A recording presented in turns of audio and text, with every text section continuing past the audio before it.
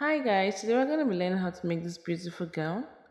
The drafting process, I already have okay, this is the same style on my phone in the red. All right, so I'm going to be drafting it first. I'm not going to be showing you how to draft a basic bodice pattern because I've done that in my channel, my previous videos. All right, so this is actually for a child, not a little child anyways. So I just want to get the off shoulder pattern. The yoke is invalid. All right, so I'm going to go in from my sweetheart neckline by 1 inch towards my armhole because it's an off shoulder kind of. It's gonna have a thin hand, but it's like an off shoulder. The yoke is invalid, like I said. So I'm just going to cut it out. All right, as you can see, I'm cutting it out. This is for the front and this is for the back. Like I said, I've taught how to draft this before in my channel. I'm going to be linking it for those that don't understand. So I'm going to be using this fabric. I'm going to be using an organza, the lining, the hard net, and of course a doshet. All right, so I'll go and be replicating this pattern now on the fabric, the doshet, the lining. I'm using a cloth lining. All right, so no need of using an interface. All right, so be sure to leave a zipper allowance. Okay, so now this is how to cut a circle flare because the gown, the base is a circle flare. I'll fold my fabric into four. I'll divide my waist measurement. It's 32. 32 divided by 6.28 for a full circle. But if it's for an half circle, you would divide by 3.14. All right, so when I did 34 by 6.28, I had 5.5. So I'll go ahead and mark 5.5 round. Then I'll use my French curve to, mark it like so. Then I'll draft the length of what I want. Now, if you remember in the style, the organza was pleated on this. So I'm going to draft the length I want. All right. That's about 19 inches. All right. I'll draft it round. For those that don't know how to cut a circle flare, maybe I'll do it in a separate video. But I think this is understandable. If you've watched so far and you find it helpful, kindly like, share, and subscribe. So I'm going ahead and cutting the circle flare. That's the full length I want. Then I'll go ahead and cut the waist. My waist was 32. I added about 2 inches because I'm going to add a zip, zipper allowance. So I open it and I'll notch the both sides. After that, you all know zip will always come in. So I had to cut that place. That place will serve as my zipper allowance. And the places I notch, as you can see on the waistline, will be at the edges, all right, of my waist. So I'll go ahead and divide into two. All right, I'll be pleating my organza in the upper part and in the second part I've divided. All right, I'm using 5 yards of organza. I'll cut it into two. That's 18 inches. When you fold 18 inches into two is 9 inches. So I'll be pleating 9 inches by 5 yards for both of them. All right. You can use 4, you can use 3 yards, depending on what you want, depending on the fullness. All right. So I replicated my circle flare on my hard net, as you can see, and on my lining. So I want to go ahead and cut the organza. So it's going to be equal. Make sure it's equal, all right? I'll divide the organza 18 inches. So I've done that. 18 inches. When I fold it's 9 inches. So I'm just showing you the drafting here, like a little sketch. I'll pleat that one day, then I'll pleat the other one. So these are for the strips. All right. So I'm gonna head to cut my pattern. Now I want to go ahead and sew in. This is sewing process. This is the front pattern with the lining. Now, if you want your work to be very neat, you have to attach the sleeve. All right, the sleeve inside, then put your lining on top. So it's going to be very neat. As you can see, I'm not going to sew and turn because it's very thin. The sleeve I'm using is very thin. Now I'll use a bust span measurement, which is 7. So I'll go ahead and mark 3.5 by 3.5. That is where I'll keep the straps. All right. As you can see, I'm putting it inwardly. I'll secure it with a pin. I'll do same with the other one. I'll secure it with a pin. Please be sure to give your straps a good press. Then I'm using my lining to cover it, as you can see. Then I'll sew round. I like making my edges very neat. I don't use a serger or a weaving machine for the body, just maybe the lining, the under or the waist. So I will secure everywhere. I'll sew everywhere. As you can see, I'm sewing everywhere. Be sure to secure with pins so that you don't make mistakes. All right, I've gone ahead to do that. I'll notch, sure to notch, and I'll turn. As you can see, it's very neat. I'm going to be attaching bead, but not now, later. So this is the back. I'll go ahead and repeat same process I did for the front, but be sure to give the zipper allowance is actually 1.5 inch. So I'll be taking 1.5 inch and adding, you know, the bust span, which is 3.5. So 1.5 and 3.5 is 5. So that's what I did there for the back, please.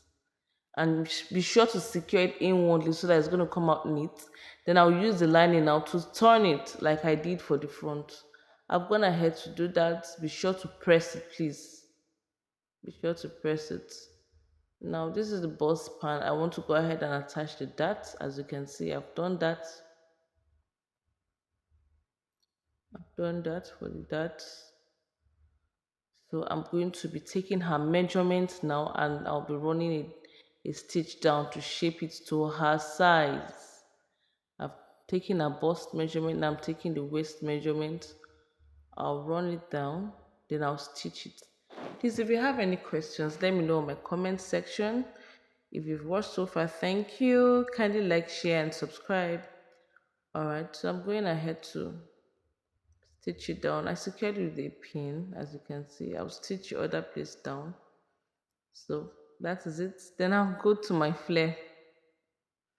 Alright, I'll go to my flare. This is my organza. Alright, so I'm going to be pleating the organza on the flare. Trust me, you can go ahead and instead of using a straight part, you can use a full circle organza, but that one would take lots of fabric. So why wasting fabric when you could use this straight pattern? So I've done that. I've pleated both sides. Now I'm going to be attaching the upper part to the lower part. Where I notched, I will secure it firmly to the waistline. The both places I notched, I will secure it to the waistline. Alright, as you can see. Be sure to arrange properly. I am sewing by 1 inch. Alright. Let me know if you have a different pattern of joining your upper bodies to your lower bodies, but this is what I'm doing. As you can see, be sure to attach it gently. Alright, I'm using pins so that it doesn't move. After doing this, I'm going to be attaching my hard knit. You'll see how I do mine. Let me know if you have a different way of doing yours. Alright, so as you can see, this is the hard knit. I'll be sewing it on the pleated pattern. I'll be covering with my lining. I have a way of sewing my lining, alright. I flipped it this other way. So when I flip it backwards, it's going to come very beautiful and neatly. I've gone ahead to attach the hard knit, so I'm attaching my lining now. When I'm done with everything, the edges of my lining, I'm going to serge it with my weaving machine, although I'm not going to show it here. Be sure to attach it carefully and neatly, alright?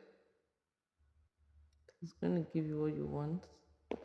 When you're done attaching, it will give it a good press as well. As you can see, I'm done, and look at how neat the inside look. This is the inside of the gown. You see how neat. Then I'll go ahead and do my spiral rows now in the front. I'm marking 1 inch. I got the midpoint of it. I'm marking 1 inch. Then I'll turn it both diagonal and horizontally. So, sorry, not diagonal, horizontal and vertically. Now I'm marking it 1 inch as well. As you can see, 1 inch apart. Then I will join. This is just a guide. So when I'm pleating the other organza on it to form that rose you have in the middle of the gown, it's going to be very easy. So as you can see, I've used my chalk to mark it neatly. So now I'm going to be folding. This is 8 inches. You can make your 6. 6 is not bad. I folded it into 2 to give me 4, but you can fold yours into 2 to give you 3. All right, 3 inches. Then from the beginning part, you have to make it very little. So the beginning, I had to use 2.5 inch. When I folded it, it gave me about 1.25. So I started from the back. I started pleating it on it. I started pleating on the marked circle I marked initially. As you can see, be sure to, this place is very tiring. If you're not patient, you can't do it. So I've gone ahead, I'm done with that. I want to attach the zipper. You already know how to attach the zipper. All right, so I'm sewing it down gradually. As you can see, when I'm done with that, I'm going to attach the zipper. I'll be using a zipper foot to do that. All right. So now I'm going to be attaching the beads now to the straps. You can use your hule gum, you can use your gun glue, you can use a thread and needle, but me, I prefer to secure it with thread and needle. You know, it's for a child, and you know how children are. So I've done this. I'm going to now show you how to do it. After threading your needle from inside, you just pass the needle and you put one of the beads. After putting the bead, you pass it back to the fabric, that's the strap. All right, be sure to secure it firmly. As you can see, I'll take the needle back to the initial point, pass it through the beaded hole, then take it down again. As you can see, be sure to secure it firmly. I'll replicate the process. All right, see, as you can see, it's not so difficult, you know. Pass it down, then I'll attach my second bead. I'll do that gradually until I'm done fixing everything. I'll pass it down again, take it back to the initial point, that's the second distance, pass it through the whole of the bead. It's so easy if you follow me closely. All right, I'm supposed to separate the sewing process from the drafting process, but I just had to merge the video. So you just repeat same process until you are